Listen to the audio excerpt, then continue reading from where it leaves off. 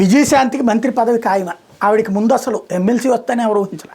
అనూహ్యంగా కాంగ్రెస్ పార్టీ ఆవిడకి అవకాశం ఇచ్చింది. గతంలో ఎమ్మెల్సీ వదులుకుంది, టీఆర్ఎస్ ఇస్తానంటే కూడా వద్దని కాంగ్రెస్కి వచ్చింది. కాబట్టి ఆనాడు ఇచ్చినటువంటి హామీ ఆధారంగా ఇవాళ అధికారంలోకి వచ్చాక హామీ నిలబెట్టుకుంది అన్నటువంటిది కాంగ్రెస్ పార్టీకి సంబంధించిన నాయకులు చెప్పేటటువంటి మాట.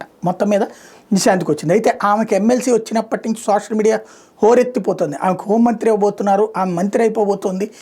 రేవంత్ రెడ్డికి చెప్పేశారు కాంగ్రెస్ అధిష్టానం, ఇప్పటికే 5-6 ఖాళీలు ఉన్నాయి. ఆ ఖాళీలన్నిటి కూడా అందులో హోంమంత్రిగా ఖచ్చితంగా ఆమెనే తీసుకుంటారు మంత్రి పదవి అన్నటువంటిది. మరి అధిష్టానం అలా చేస్తే కనుక ఒక పవర్ సెంటర్ని కొత్తది సృష్టించినట్టు అవుతుంది. వాస్తవంగా ఆమె అద్భుతాలు ఏం చేయదు. కాకపోతే ఏంటంటే ఫెమిలియర్ ఫేస్. రేవంత్కి తనల్ని మించిన ఫెమిలియర్ ఇంకొకళ్ళు ఉండటం ఇష్టం ఉండదు. ఒక ఉత్తమ్ కుమార్ రెడ్డి అయినా, బట్టి విక్రమార్క అయినా, వీళ్ళందరూ తనకు మించిన ఫెమిలియర్ కాదు. అదే విజయశాంతి వచ్చిందంటే అంటే ఇక్కడ ఏంటంటే అటెన్షన్ సీకర్ రేవంత్ రెడ్డి. మరి అటెన్షన్ సీకింగ్ ఆవిడ కూడా చేస్తుంది. కాబట్టి మరి రేవంత్ రాణిస్తారా చూడాలి.